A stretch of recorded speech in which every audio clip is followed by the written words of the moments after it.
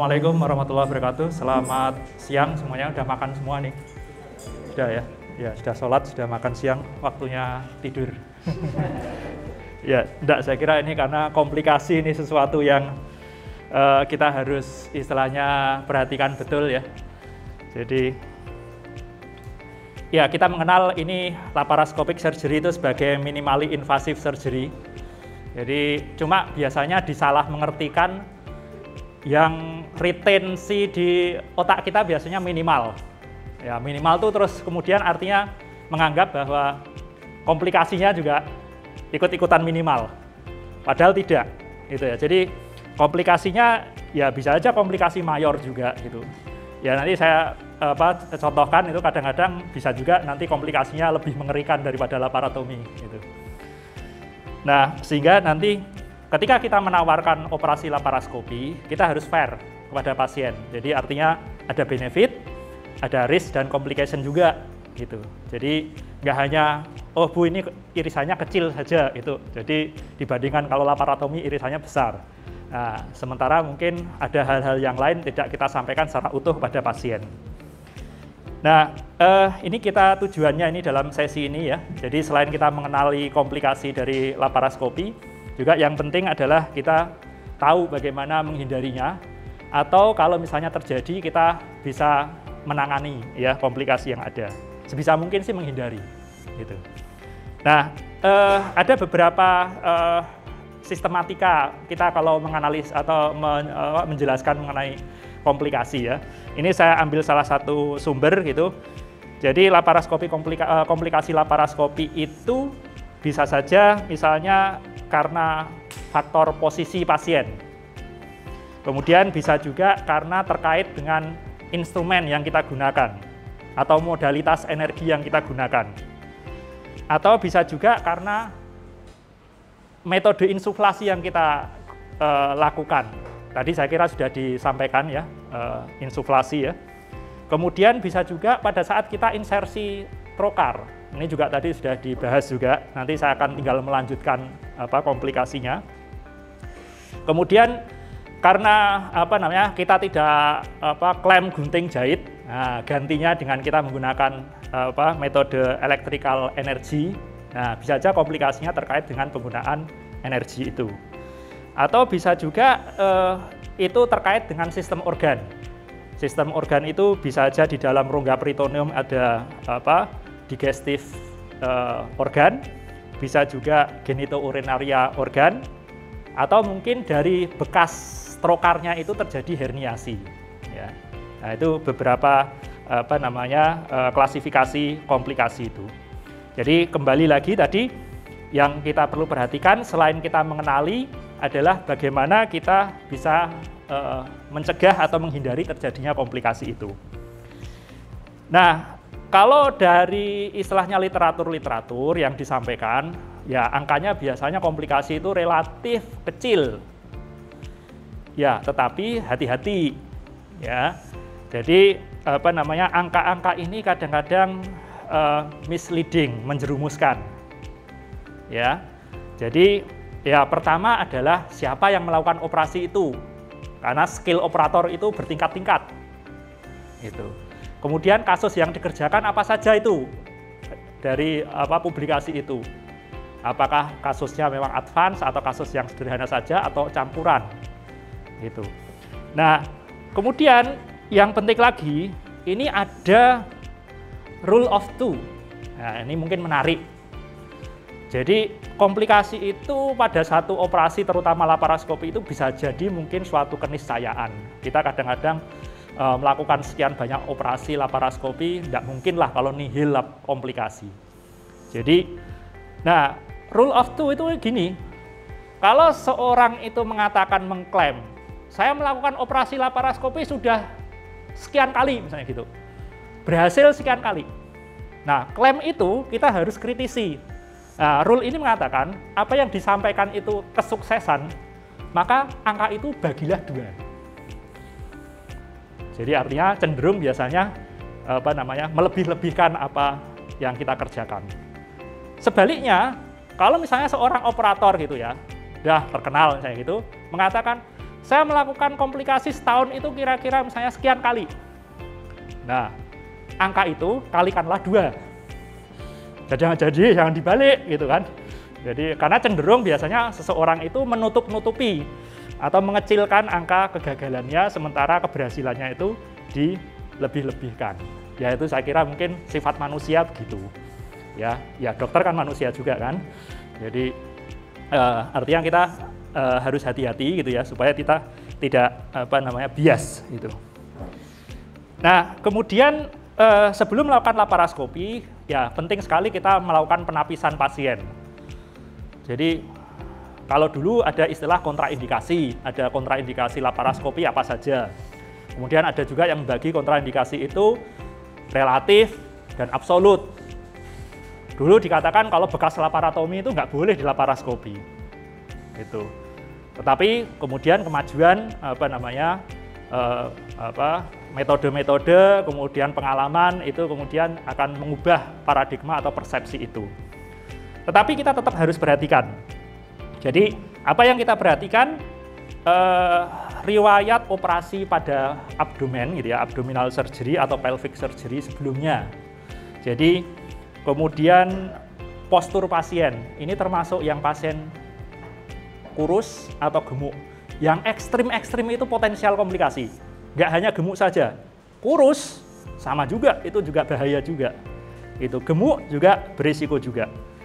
Kemudian indikasi dia riwayat operasinya apa dan sekarang mau operasi indikasinya apa. Hati-hati untuk diagnosis PID. Karena itu biasanya terkait dengan adanya banyak adesi. Ya. Demikian juga endometriosis. Apalagi kalau endometriosisnya berat gitu.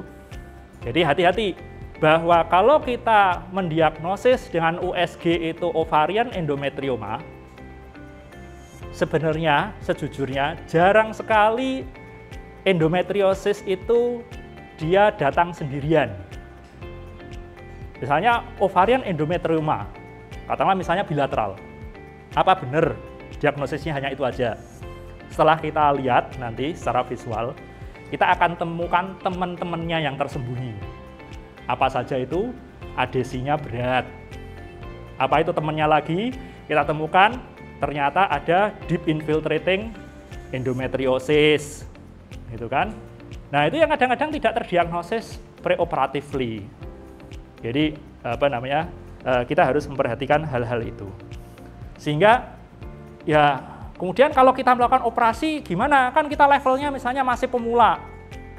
Iya, kesulitannya adalah apakah betul pasien yang akan kita operasi itu akan datang berurutan sesuai level kompetensi kita. Ya, saya mengerjakan yang mudah-mudah saja misalnya gitu. Iya, diagnosis pre-op-nya kelihatannya mudah. Ternyata beda setelah kemudian kamera masuk. Gitu. Jadi artinya kita makanya pendidikan atau pelatihan atau untuk mendapatkan akuisisi skill laparoskopi itu kalau di standar negara maju itu begitu susahnya. Gitu. Jadi kalau di Indonesia kadang-kadang disimplifikasi 3 bulan, 6 bulan gitu. Padahal kalau di luar negeri itu sampai 2 tahun itu belum pegang jadi operator 1. Gitu. Jadi artinya melihat terus gitu dengan segala variasinya dulu. Kemudian baru nanti dilepas pelan-pelan. Gitu. Nah, biasanya kalau diterapkan di Indonesia pada nggak sabar. Gitu. Jadi pengen segera selesai. Jadi, tapi itu hati-hati gitu. Itu membawa konsekuensi. Jadi kalau misalnya masakan itu tidak matang gitu, hati-hati nanti kalau sakit perut gitu kan. Jadi gitu. Nah, kemudian kita juga harus lihat nanti pemeriksaan fisiknya itu juga penting, misalnya masa itu mobil apa enggak gitu ya, terus kemudian ada perlengketan di sekitarnya apa enggak, itu kita juga harus periksa dengan baik gitu ya. Kalau ada riwayat operasi, please kita harus bisa akses laporan operasi terdahulu itu apa yang ditemukan. Misalnya katakan kemarin ada operasi Dr. Ide ya, kemarin ya. Dr. Ide apa Dr. Akbar ya, sama Dr. Agung ya. Riwayat laparotomi 2 kali, pasiennya Dr. Agung itu. Laparotomi 2 kali, yang laparotomi kedua cuma buka tutup. Lah kita sudah bayangkan, wong laparotomi aja gitu kan. Jadi langsung ada perlengketan, disambut oleh peritoneum segala macam, terus ditutup kembali gitu. Jadi lah nanti kalau kita masukkan trokar gimana gitu. Jadi hal-hal yang seperti itu kita harus perhatikan. Nah, kemudian jangan lupa inform consent. Jadi ya seperti misalnya katakanlah kalau sekarang itu ada terms and condition gitu kan. Kalau kita mau install suatu program kan selalu kita term and condition agree gitu kan. Kalau nggak agree ya nggak bisa diinstal kan. Ya sama juga kita operasi juga gitu, konseling gitu, informasi, edukasi, konseling, tanda tangan, jangan lupa. Jadi informasinya harus lengkap termasuk komplikasinya. Nah, kemudian ini juga penting gitu. Sebenarnya ketika kita mau memutuskan ini mau operasi itu janjiannya itu apakah untuk mencegah komplikasi itu sebenarnya apa nggak lebih baik sebenarnya kalau ada alternatif lain? Memang harus operasi atau tidak? Gitu. Jadi whether or not to mengerjakan atau tidak itu pun mulai dari awal itu di pertimbangan masak-masak. Jadi jangan-jangan kalau kita nggak melakukan komplikasi itu nggak terjadi gitu. Nah, kemudian yang kedua adalah persiapan kamar operasi. Jadi gimana kalau misalnya saya di daerah adanya fasilitasnya itu. Nah, kadang-kadang misalnya katakanlah nanti tiba-tiba ada vascular injury, kena pembuluh darah besar. Apa yang dilakukan kalau terjadi cedera vaskular fasa besar? Jadi kalau nggak ada misalnya katakanlah multidisiplin yang ada di rumah sakit itu. Nah, terus kemudian juga ruangan itu juga harusnya ya standar lah. Jadi termasuk fasilitasnya, alatnya apa, kalau nggak ada alat ini gantinya apa, kalau alat ini rusak ada backupnya apa enggak. Jadi harus ada backupnya, jangan-jangan nanti kita melakukan sesuatu rusak pas durante operasi kita sedang jadi operator rusak, nggak ada backupnya. Nah terus gimana? Contoh misalnya, myomektomi sudah diunekluasi, kemudian mau dikeluarkan massa myomnya dengan morselator. Kan, lalu laparoskopi kan. Nah, ketika kita mau mengoperasikan morselatornya macet, terus myomnya gimana? Ngeluarkannya? Ya, di laparotomi habis itu. Jadi hal-hal yang kayak gitu kan, artinya kita harus siap backup gitu ya. Nah, terus kemudian tim. Jadi ini juga penting. Jadi termasuk sampai ke, jadi tim itu nggak hanya operatornya jago, perawatnya itu yang mensupport itu ada klik nggak gitu. Kalau nggak, nanti durante operasi itu temperamennya jadi naik turun gitu ya, gitu. Belum lagi nanti misalnya pendukung dari teknisinya, operator alat gitu. Jadi kalau tim itu nggak terbangun dengan baik gitu, ya nggak bisa operasi hanya mengandalkan operator saja yang jago. Nah, kemudian ini intraoperatif satu nerve injury ini yang mulai dari yang sepele aja. Jadi menempatkan misalnya, oke, laparoskopi, kita operasinya laparoskopi ginekologi, posisi dengan meja gin. Lah, operasinya lama, idealnya begini. Nah, di Sarjito nggak ada yang begini. Maksudnya begini itu gimana? Tumitnya itu harusnya disangga, bukan disangga di poplitea, di belakang lutut. Belakang lutut ininya keras lagi. Nah, kadang-kadang lebih dari 3 jam, 4 jam itu, besoknya pasien sudah mau mobilisasi, mau menapak,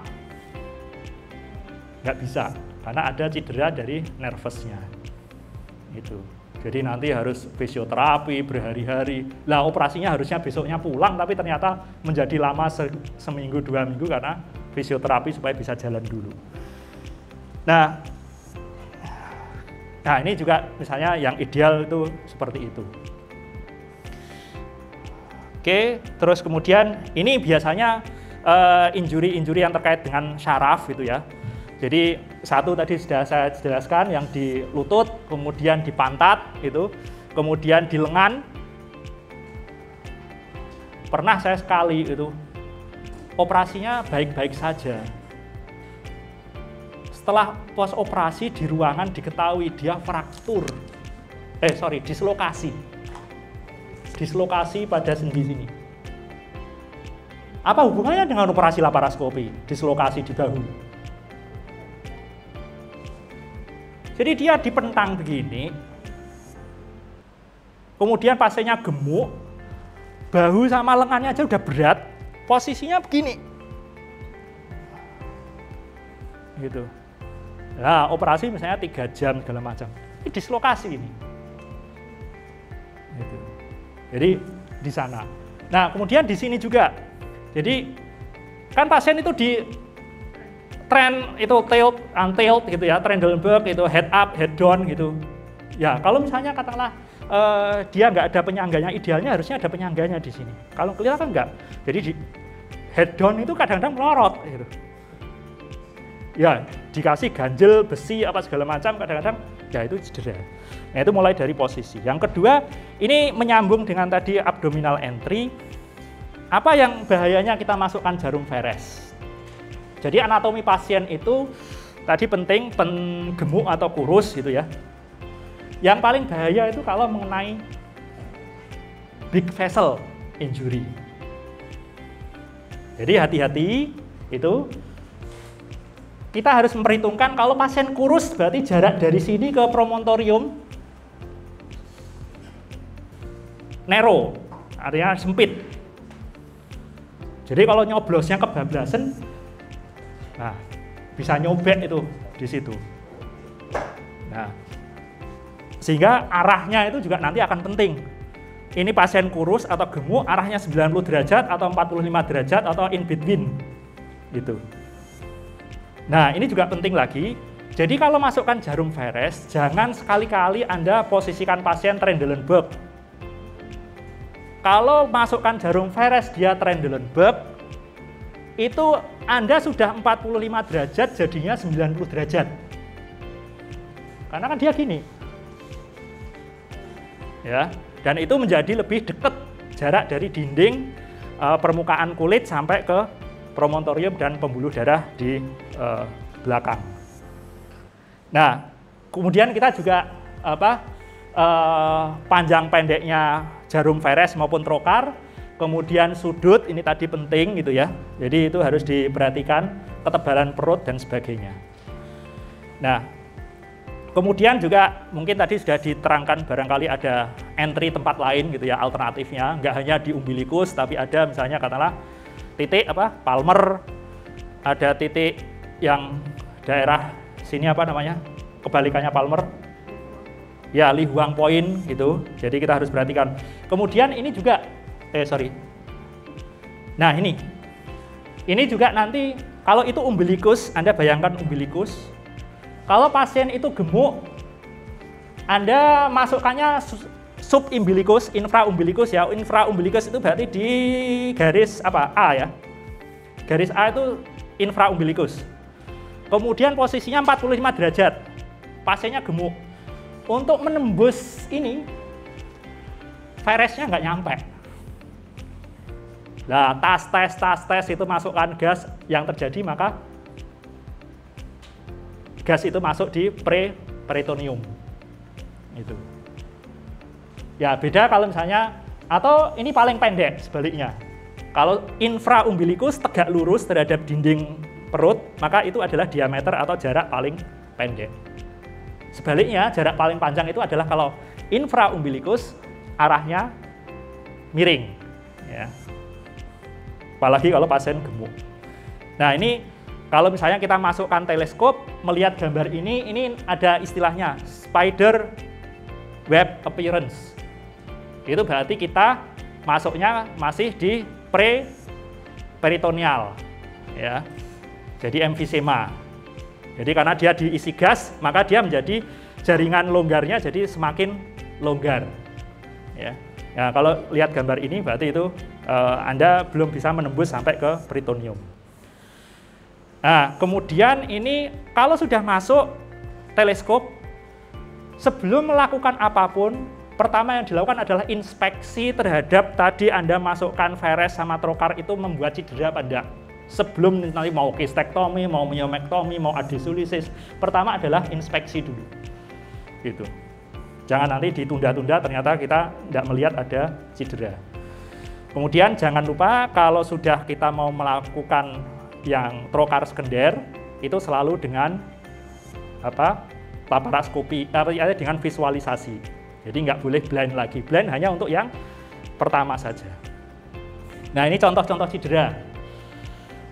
Misalnya pasca peritonitis atau pasca operasi laparotomi dengan habis itu dia ada komplikasi misalnya gitu. Ususnya bisa jadi atau omentumnya bisa jadi lengket ke dinding anterior. Lah kan blind yang pertama. Blus, beres, nembus. Ya. Jadi makanya tes itu penting.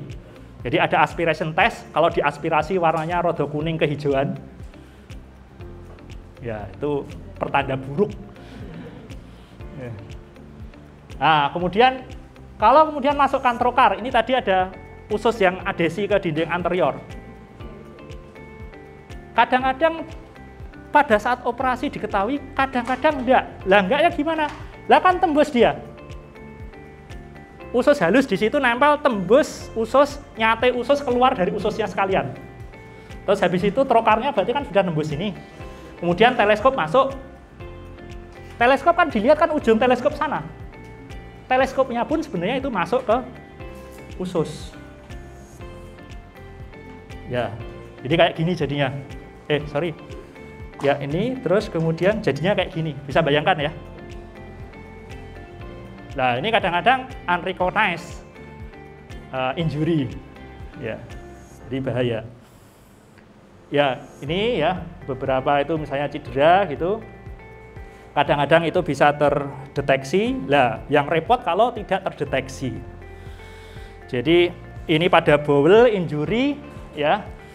Ada thermal itu kita menggunakan makanya kadang-kadang operator itu harus cerewet itu supaya asisten itu view dari laparoskopi itu ketika mau panoramik, mau lihat yang luas itu tujuannya supaya kelihatan lebih lebar. Tapi kadang-kadang kita butuh fokus yang lebih dekat. Nah gitu. Nah itu kalau sopir itu ada namanya blind spot. Jadi di belakangnya teleskop itu sebenarnya kita nggak lihat di layar. Di spion nggak kelihatan, di spion sini nggak kelihatan, spion samping nggak kelihatan. Itu kalau kita tidak tarik teleskopnya untuk mendapatkan gambaran panoramik. Gitu. Nah, yang repot itu kadang-kadang gini, pasca operasi, kita nggak mengenali ada masalah, sehari, 2 hari nggak ada apa-apa, mulai hari ke-5, ke-6, pasien perutnya kembung, susah buang air besar, mual, muntah. Apa yang terjadi? Bowel injury yang mungkin barangkali itu kena thermal. Hari pertama, kedua enggak apa-apa. Hari keempat mulai iskemik, habis itu nekrosis. Nekrosis kemudian lubang, perforasi. Kan belum butuh waktu dia, iskemik, nekrosis,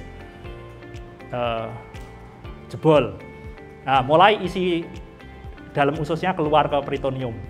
Nah, mulai gejala peritonitis setelah hari ke-5. Ya. Oke, terus kemudian ini satu lagi kadang-kadang ini clinician denial. Jadi rapopo. Rapopo engko mari dhewe. Ketoke ra bolong. Jadi ya itu denial. Ya, terus kemudian nah ini kalau misalnya trokar yang besar nembus ke pembuluh darah besar di belakang, bisa vena cava, aorta. Ya, vena cava pun bahaya juga. Terus kita siap kalau ini terjadi. Mancurnya kayak apa? Berapa detik dia harus segera diatasi. Ya, kemudian yang kedua adalah masukkan trokar di samping ya oleh instrumen itu juga mengandung bahaya juga karena di samping itu ada pembuluh darah di pelvic side wall. Ya, jadi ada pembuluh-pembuluh darah yang ada di samping itu ya, itu juga harus hati-hati ya. Harus makanya untuk yang secondary trokar itu harus selalu dengan inspeksi oleh laparoskopi ya, visual. Ya. Oke, mungkin ini ya bowel injury, adhesiolysis ini juga oke, tidak sih kontraindikasi absolut tidak, tetapi kita jadi harus lebih waspada gitu ya, dan kita harus punya skill yang kompeten gitu ya. Kemudian ini ada untuk electrical energy, perhatikan ya, ada dua aturan. Aturan pertama, ketika kita mengaktifkan energi, entah itu monopolar atau bipolar, ujung yang berlogam itu harus kelihatan ada di layar keseluruhannya, bukan cuma tipnya saja. Mana yang ada logamnya harus terlihat. Jangan-jangan ujungnya sesuai targetnya, tapi ada yang lebih panjang, di situnya nyenggol usus. Aturan kedua, jangan mix, campur-campur pada saat bersamaan mengaktifkan beberapa elektrode. Jadi monopolar, bipolar, tambah harmonik itu pada saat bersamaan. 2 atau 3 tidak boleh. Nah, ini komplikasi yang tergantung dengan energi. Perawatan. Jadi siapa yang merawat instrumen kita? Kadang-kadang instrumen itu dianggap seperti laparotomi biasa, instrumen laparotomi. Ngerakupnya bareng-bareng. Jatuh, kemperpik, itu dipegang bareng-bareng. Lah, insulationnya itu ada yang retak. Lah, kita pakai yang yang energi itu tadi kan bisa aja nanti cedera. Nah, ini direct coupling. Direct coupling itu adalah kontak dengan logam yang tidak kita tuju, karena logam dengan logam yang lain bersentuhan. Gitu. Kemudian kalau ini indirect coupling atau capacitive coupling, sebenarnya nggak ada yang insulationnya nggak ada yang bermasalah, tapi karena kita menggunakan hibrid logam, plastik, kemudian kulit. Nah, sudah dijelaskan sebelumnya kan kalau pakai yang energi yang monopolar, kan dia dihantarkan nanti kembali ke ground itu kan lewat dinding perut itu kan, dikasih ground gitu. Nah, kalau misalnya itu nanti ada hambatan dalam perjalanan pulangnya, maka dia akan mengumpul terkapasiti gitu. Itu terus kemudian nanti dia lebih milih lompat ke logam sebelahnya yang lebih dekat gitu. Kemudian ini tadi ya, jangan menggunakan bareng-bareng. Kemudian vascular injury bisa mungkin di arteri epigastrik itu paling nanti jelaskan. Bisa mungkin omentum, ovarium, ya arteri uterina, ya yang besar-besar. Nah, ini juga masukkan trokar juga bisa potensial cedera. Jadi ini yang disebut dengan epigastrika inferior, IE. Jadi kalau kita mau masukkan trokar itu, kita transluminasi teleskopnya itu ke dinding perut, sehingga membayang itu pembuluh darahnya. Yang ini itu akan membayang, galer gitu, karena kita transluminasi dari dalam itu dengan teleskop cahaya kan, kita arahkan ke dinding, maka akan kelihatan garis ini. Nah, kalau sudah kelihatan, otomatis kita nusuknya dihindarkan itu. Kalau enggak, nanti takutnya kena epigastrika inferior. Baru mau masuk operasi trokar, masuk sekunder, masuk sudah bikin cedera. Ya, ini yang letaknya ya. Ini epigastrika inferior, kita di lateralnya. Gitu. Atau bisa juga kadang-kadang ini dari sias, itu kita maju sekitar ke medial kira-kira 1–1,5 cm. Kalau terlalu ke medial nanti kena epigastrika inferior. Kemudian vascular injury, ya ini ya yang bahaya-bahaya, ini bayangkannya aja sudah ngeri ya kalau kena bifurkasio aorta. Ya, kemudian kena pembuluh darah iliaka communis. Ya. Ya, ini gambarnya.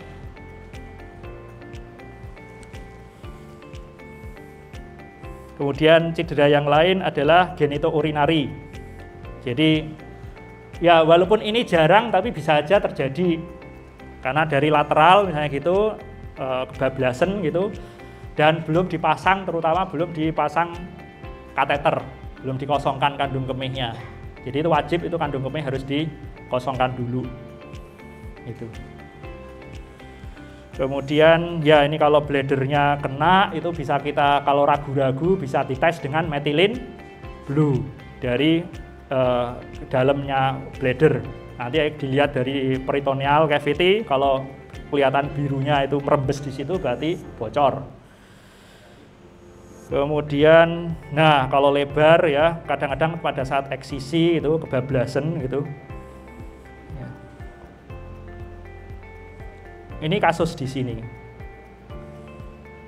Mau adhesiolisis karena omentum, kemudian pakai harmonik. Harmonik itu ya kalau untuk motong enak banget itu, gitu. Tapi kalau identifikasinya kita tidak tahu, ini benar omentum atau dia sudah lengket dengan bladder. Nah, potong. Habis itu nanti kelihatan balonnya.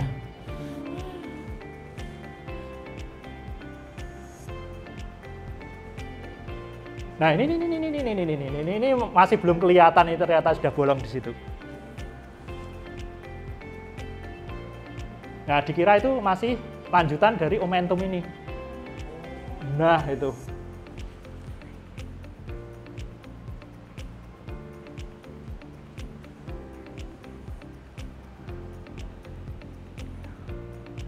Ya, jadi artinya harus dibolak-balik ya, omentum yang adhesi itu dari arah belakang, dari arah lateral, dari arah depan. Betul enggak itu omentum, sebelah sananya apa, belakangnya apa, harus sebelum kita memutuskan untuk mengeksekusi. Nah, ini dijahit ya, kalau ada ya itu bolong ya dijahit. Nah, ini jahitnya. Nah, itu dia.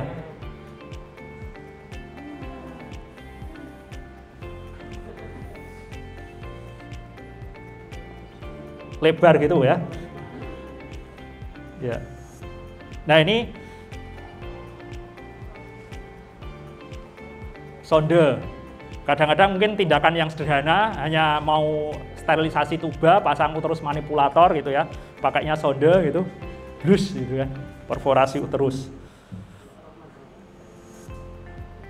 Nah, ini juga ada sejawat yang pernah mengalami ini, luka bakar di ground. Jadi biasanya terpasang, kemudian geser itu Trendelenburg, head up, head down segala macam, ternyata pad groundnya itu sudah bergeser. Ya. Lah, laparoskopi kenapa yang bingung kan jawabnya kalau pasiennya tanya, "Dok, kenapa saya laparoskopi yang terbakar yang pantat?" Nah, ini tadi yang gambar lagi. Lah, kalau mau mulai masukkan trokar sudah kena belakang, mancur vessel pembuluh darah besar, terus gimana gitu. Ya. Apa yang dilakukan pertama? Ya pertama jangan panik gitu kan. Jadi ya panggil Superman atau siapalah.